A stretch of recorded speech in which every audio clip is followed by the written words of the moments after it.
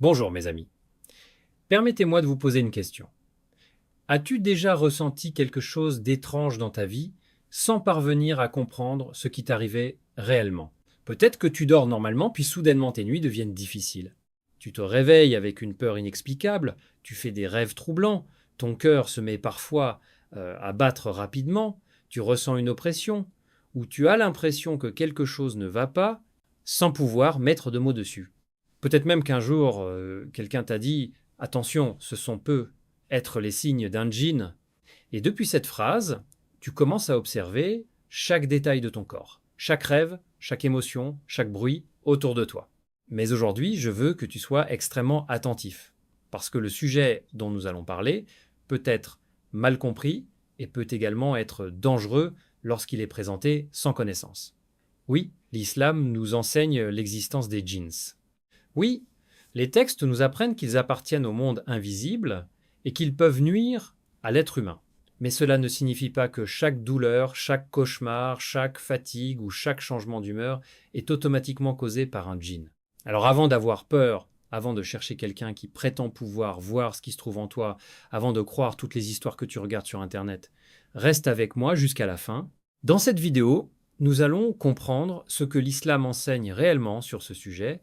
Quels sont les phénomènes, parfois associés à une atteinte spirituelle? Pourquoi tu ne dois jamais tirer une conclusion trop rapidement? Comment te protéger par les moyens authentiques? Et surtout, comment garder ton cœur fort lorsque tu fais face à quelque chose que tu ne comprends pas? Parce que la véritable question n'est pas seulement est-ce qu'un djinn peut entrer dans le corps d'un être humain? La véritable question est que doit faire un croyant lorsque la peur de l'invisible commence à prendre le contrôle de sa vie? Commençons par comprendre une erreur très fréquente.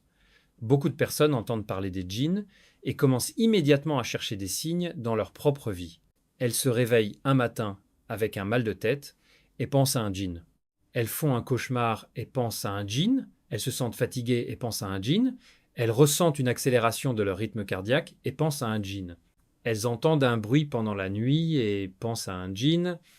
Puis elles commencent à regarder des vidéos sur Internet et découvrent des listes interminables de prétendus symptômes. Plus elles lisent, plus elles reconnaissent des choses chez elles. Elles commencent alors à avoir peur et lorsque la peur s'installe, chaque sensation normale du corps peut sembler extraordinaire. C'est exactement pour cette raison que tu dois apprendre à faire la différence entre une possibilité et une certitude. Le musulman croit à l'invisible parce que Allah est son messager, que la paix et les bénédictions d'Allah soient sur lui, nous en ont informés, mais croire à l'invisible ne signifie pas inventer des explications invisibles à chaque événement de notre vie. Imagine quelqu'un qui souffre depuis plusieurs semaines d'un mauvais sommeil. Il se réveille plusieurs fois pendant la nuit, il est épuisé durant la journée et son humeur change. Il cherche alors sur Internet les premiers signes d'un djinn. Il lit qu'un mauvais sommeil peut être un signe, que les cauchemars peuvent être un signe, que la fatigue peut être un signe et que l'anxiété peut être un signe.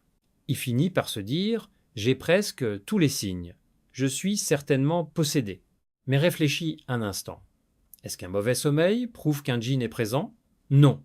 Est-ce qu'une personne anxieuse est nécessairement possédée? Non. Est-ce qu'un cauchemar prouve l'existence d'un djinn? Non. Tous ces phénomènes peuvent avoir de nombreuses causes. Une personne peut être stressée, épuisée, malade ou traverser une période émotionnellement difficile. Elle peut avoir besoin de repos, d'un changement d'habitude, d'un médecin ou d'un professionnel de santé mentale. Et rechercher ces causes n'est absolument pas contraire à l'islam. Voilà pourquoi tu dois être prudent avec certaines affirmations que tu entends sur les réseaux sociaux. Certaines personnes présentent des dizaines de symptômes comme s'ils constituaient une liste médicale permettant de diagnostiquer une possession. Elles disent: si tu bâilles pendant le Coran, c'est un djinn. Si tu pleures, c'est un djinn. Si tu trembles, c'est un djinn. Si tu rêves d'un serpent, c'est un djinn. Si tu ressens une douleur ici, c'est un djinn. Mais la religion ne nous autorise pas à parler avec autant de certitude sans preuve. Une réaction humaine peut avoir plusieurs explications. Une personne peut pleurer en entendant le Coran parce que les paroles d'Allah touchent profondément son cœur. Une autre peut trembler parce qu'elle est anxieuse. Une autre peut bâiller parce qu'elle est simplement fatiguée. Une autre peut faire un rêve étrange parce qu'elle a vécu une journée stressante. Alors pourquoi attribuer immédiatement tout cela au djinn? Le problème devient encore plus sérieux lorsque la personne commence à vivre uniquement autour de cette peur. Elle n'ose plus dormir seule, elle n'ose plus entrer dans certaines pièces de sa maison, elle a peur de regarder dans un miroir, elle interprète chaque bruit comme une présence invisible et elle commence à croire que quelqu'un lui veut forcément du mal. À ce moment-là, le problème n'est plus seulement la question de savoir si un djinn existe ou non, le problème est devenu la peur elle-même.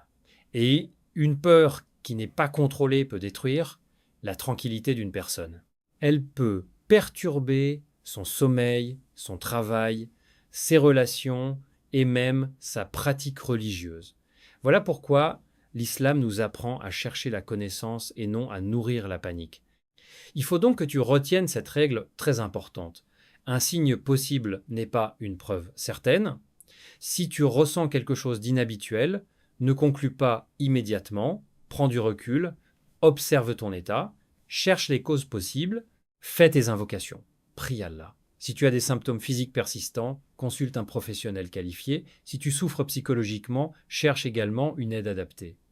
Et si tu souhaites pratiquer la ruqya, apprends-la auprès de sources fiables et conformes au Coran et à la Sunna. Tu n'as pas besoin de vivre dans la terreur pour être un bon musulman.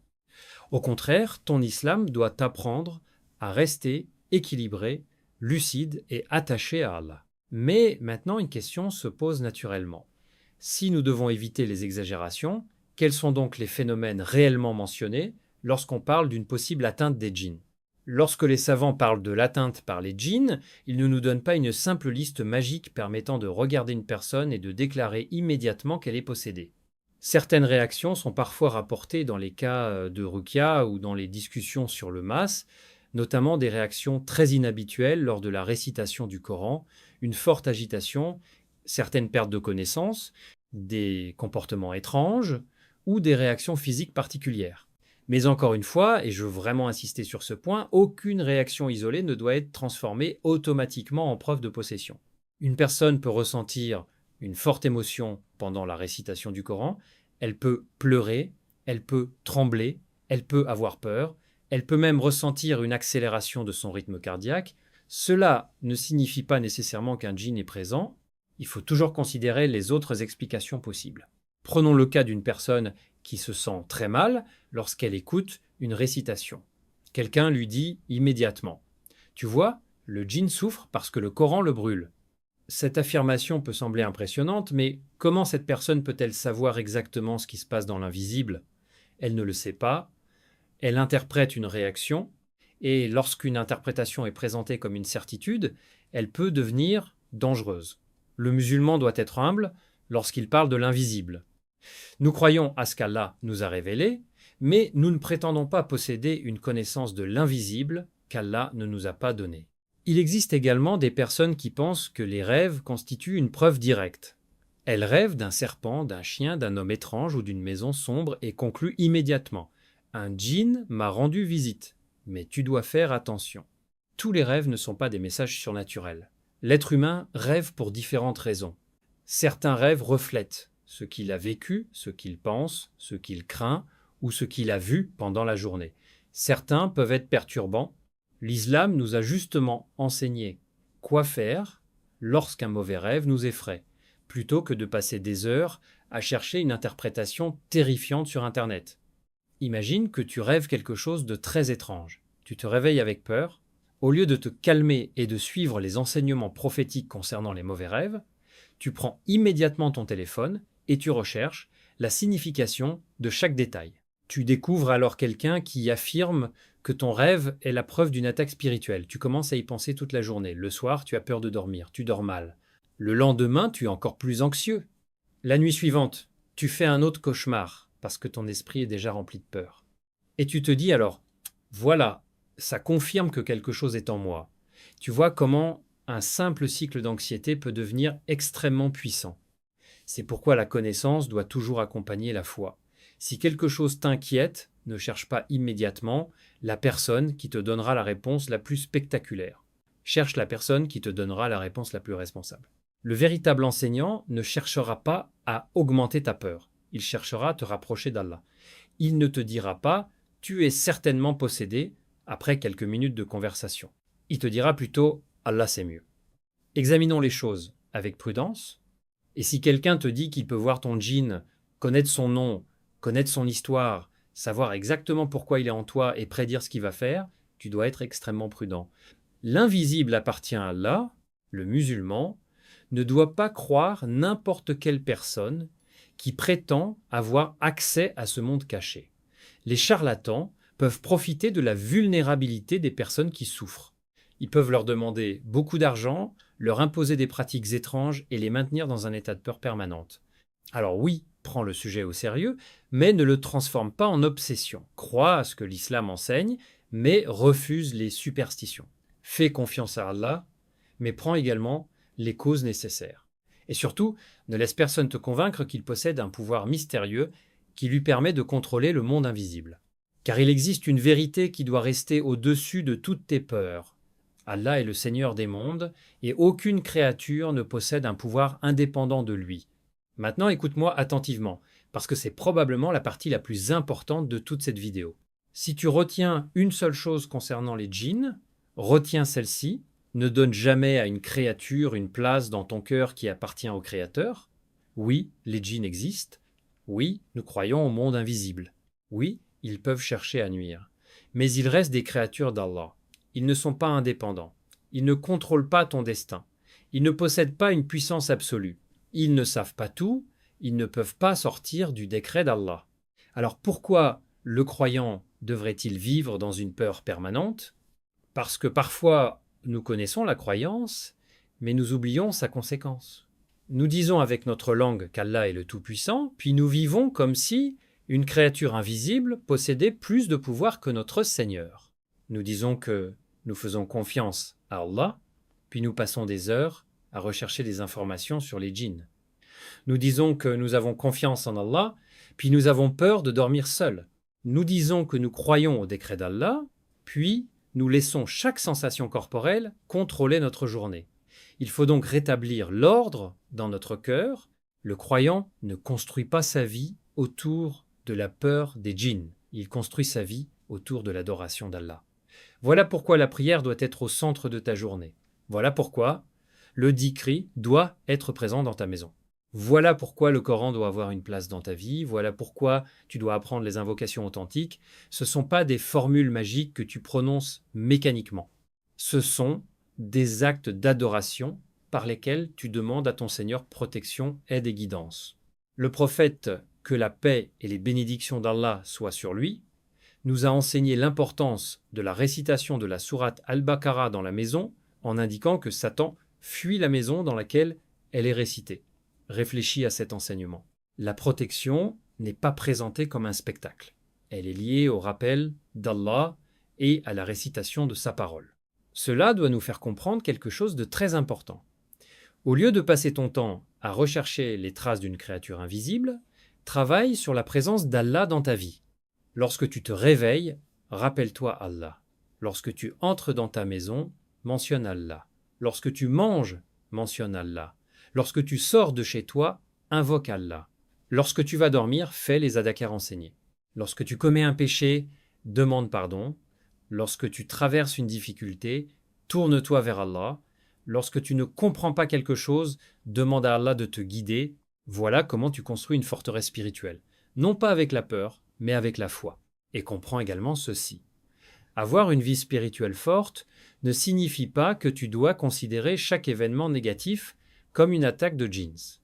Si tu tombes malade, tu cherches un traitement. Si tu as des problèmes de sommeil, tu cherches leur cause. Si tu es anxieux, tu demandes de l'aide. Si tu souffres psychologiquement, tu ne dois pas avoir honte de consulter un professionnel compétent. La médecine et la spiritualité ne sont pas forcément ennemies. Tu peux consulter un médecin et faire dua.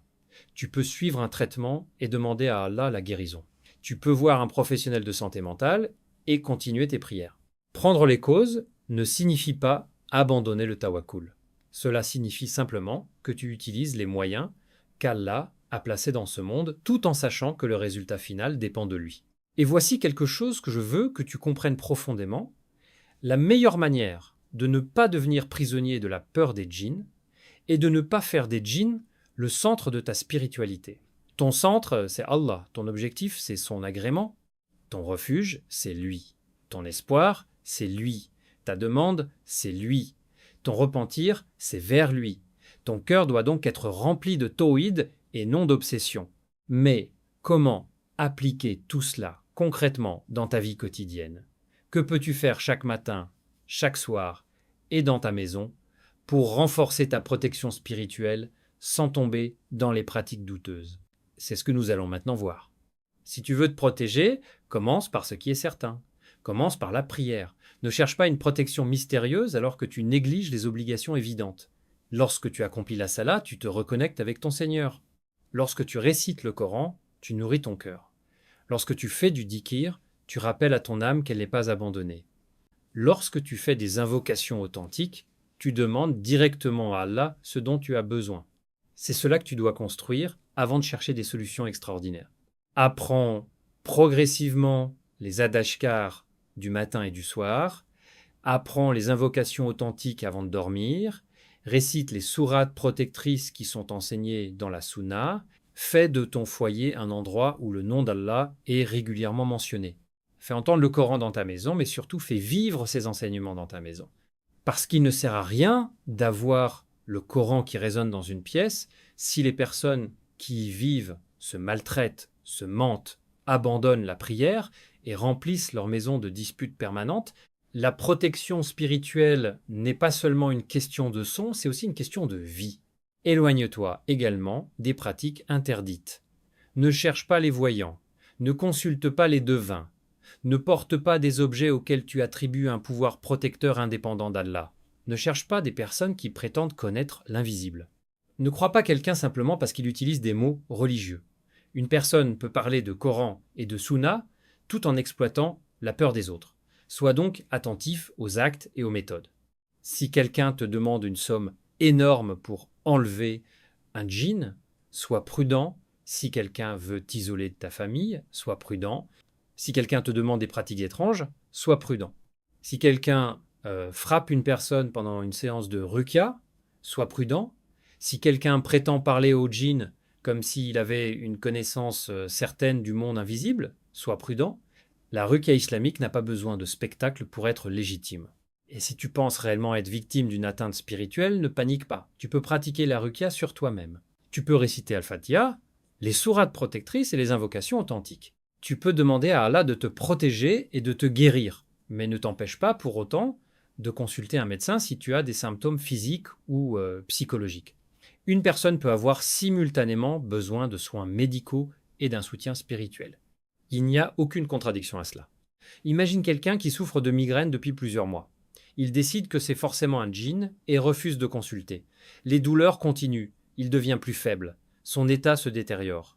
Pourtant, peut être qu'un problème médical pouvait être identifié et traité. Est-ce raisonnable? Non. La foi ne demande pas aux musulmans d'abandonner son intelligence. De la même manière, si une personne souffre d'une anxiété profonde, de crise de panique ou d'un trouble du sommeil, elle ne doit pas être automatiquement accusée d'être possédée. Elle mérite d'être écoutée et correctement accompagnée. Le musulman ne doit pas humilier une personne qui souffre en lui disant immédiatement « ton iman est faible » ou « tu as un djinn ». Nous devons avoir de la compassion, de la sagesse et de la connaissance. La prévention est également importante dans ta vie quotidienne. Évite de remplir ton esprit de contenus qui nourrissent constamment la peur. Si tu regardes 10 vidéos sur les possessions chaque soir avant de dormir, ton cerveau va naturellement continuer à réfléchir à ces images.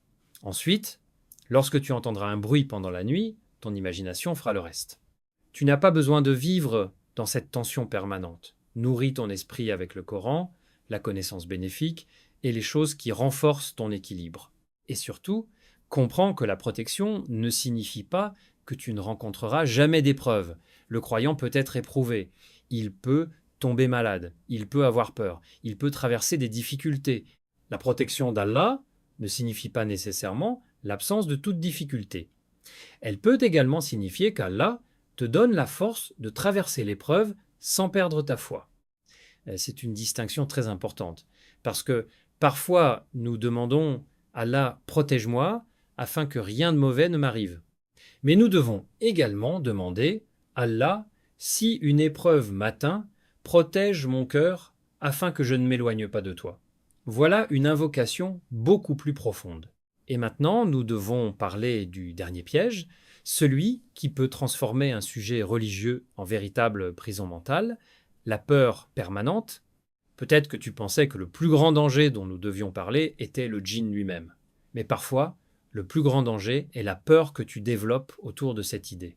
Une personne peut commencer par entendre une histoire. Elle devient curieuse, puis elle devient inquiète. Ensuite, elle commence à chercher des informations.